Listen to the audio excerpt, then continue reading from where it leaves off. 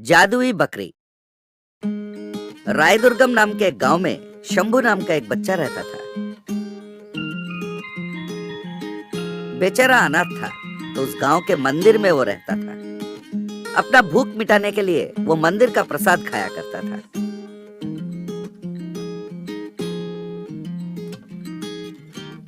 गांव वाले उसे मंदिर में देखकर सोचते थे, पता नहीं इस बेचारे का क्या होगा। वो बोला करते थे, पर जब वो उसे रुपया देना चाहते थे, वो इनकार कर देता था। मुझे पैसे नहीं चाहिए, कोई काम हो तो दिला दीजिए। उसकी ऐसी विचार देखकर सब खुश होते थे और उसे आशीर्वाद दिया करते थे। एक दिन चंद्रिका नाम की एक छोटी सी बच्ची अपने माँ बाप के साथ मंदिर आई। उसके हाथ में एक खिलौना था। शंभू उस खिलौने को घूरे जा रहा था। बच्ची ने उसकी मन की बात समझी, उसके पास आई और उसे खिलौना देते हुए बोली, ये लो, खेलो।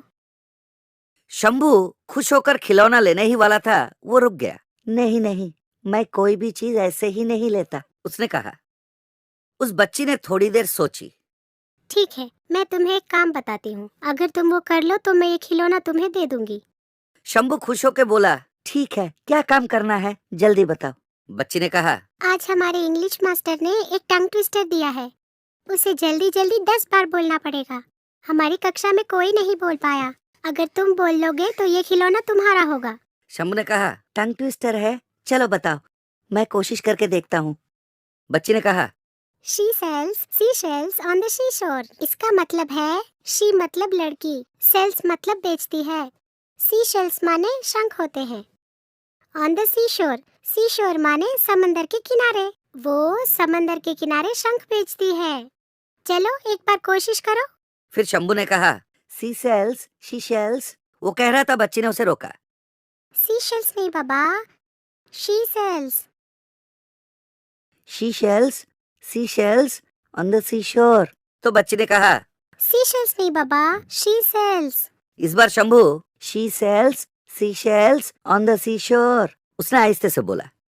तो बच्ची ने कहा, इतने आहिस्ते से तो कोई भी बोल लेगा, जल्दी जल्दी बोलो। इस तरह 10 बार जल्दी जल्दी बोलना है, ये आसान नहीं है, मैं जानती हूँ। अच्छे से प्रैक्टिस करो, अगले शुक्रवार मैं फिर मंदिर आऊंगी, तब तक तुम जरूर बोल लोगे। कहकर वो चली गई।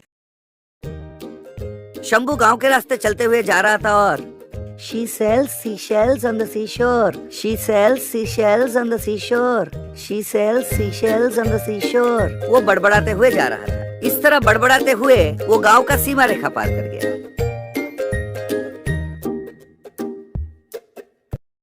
उस गांव के सीमा रेखा पर एक पेड़ पे 2 राक्षस रहा करते थे। देखने में उनका आकार भीभत्स था, पर वो बहुत डरपोक थे।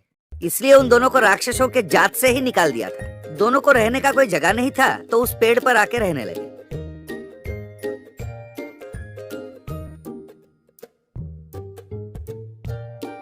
शंभू उस पेड़ के नीचे पहुंचा और She sells seashells on the seashore. She sells seashells on the seashore. She sells seashells on the seashore. वो बोले ही जा रहा था। तो राक्षसी ने कहा, ये कौन सी भाषा है जी, कभी सुना नहीं, वो भी बार बार बोल रहा है। तब राक्षस ने जवाब दिया, ये बच्चा मंदिर में रहता है, जरूर हम दोनों को काबू में करने के लिए कोई मंत्र पढ़ रहा है। आज हम दोनों का छुट्टी होना ही है। राक्षसी ने कहा, बाप रे, अब क्या करे बताइए। राक्षस ने कहा, चल जाके हम उसके पैर पड़ते हैं। फिर दोनों पेड़ पे से शंभू के सामने आ कूदे। उन्हें देखकर शंभू डर गया। वो पीछे मुड़कर भागने ही वाला था, इतने में राक्षस ने कहा, देखो बेटा, हमें बंदी मत बनाना, ये मंत्र पढ़ना बंद कर दो। वैसे भी हम दोनों को रहने का ठिकाना नहीं है, इस पेड़ पे रह रहे हैं। शंभू ने मनी मन सोचा, ये दोनों तो मुझे देख के डर रहे हैं, यानी कि अंग्रेजी भाषा को इन्होंने मंत्र समझ लिया। चलो कुछ देर मैं इनका खबर लेता हूँ।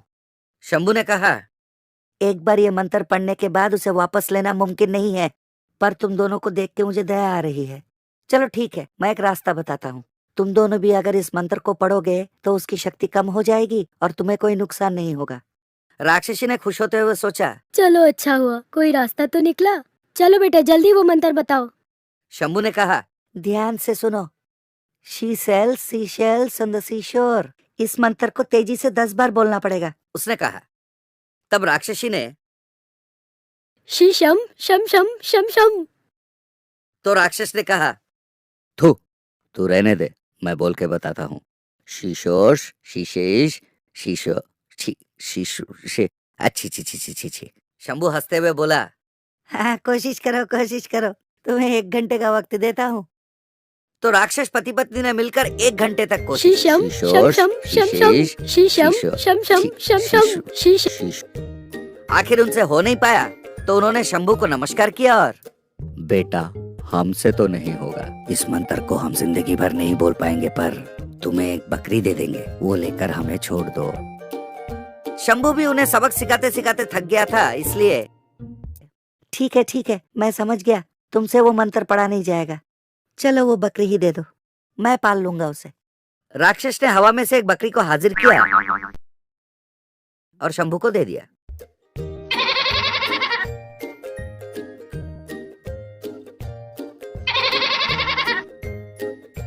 उस दिन रात मंदिर में शंभू ने बकरी को घास खिलाया और उसके सर पे हाथ फेरा।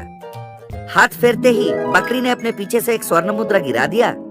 शंभू आश्चर्यचकित हो गया। फिर उसने 2 बार हाथ फिराया तो बकरी ने 2 स्वर्ण मुद्राएं गिराई। शंभू ने 10 बार उसके सर पे हाथ फेरा तो बकरी ने 10 स्वर्ण मुद्राएं गिराई। शंभू एकदम हक्का बक्का हो गया। फिर उसने स्वर्ण मुद्राएं उठाई और मंदिर के पीछे एक जगह पर उन्हें छुपा दिया। दूसरे दिन सुबह शंभू बकरी और स्वर्ण मुद्राएं लेके उस पेड़ के पास जा रहा था ताकि उन्हें लौटा दें, पर उसे वो 2 राक्षस दिखे ही नहीं। तब शंभू ने सोचा कि ये बकरी तो भगवान का देन है। फिर उन पैसों से वो स्कूल में भर्ती हो गया। जितनी उसकी उम्र बढ़ती गई वो उतना पढ़ाई करता गया। कुछ पैसे गरीबों में बांट भी देता था। जब भी आसपास के गांव में सूखा पड़ता वो बकरी के सर पे हाथ फेरता, फिर स्वर्ण मुद्राएं लेकर उन गांव वालों में वो बांट देता था। फिर उसने जिस लड़की ने उसकी जिंदगी बदली थी उस चंद्रिका से शादी भी कर ली। तो बच्चों, कितने भी मुश्किल में हो, कितने भी बुरे दिन हो, अच्छे विचार और बुद्धिमत्ता हो तो जिंदगी में कभी ना कभी कोई ना कोई दिन मैजिक जरूर घटेगा। ये कहानी काल्पनिक है पर जिंदगी की सच्चाई इसमें छिपी है। ईमानदार गाय। आनंदपुर नाम के एक छोटे से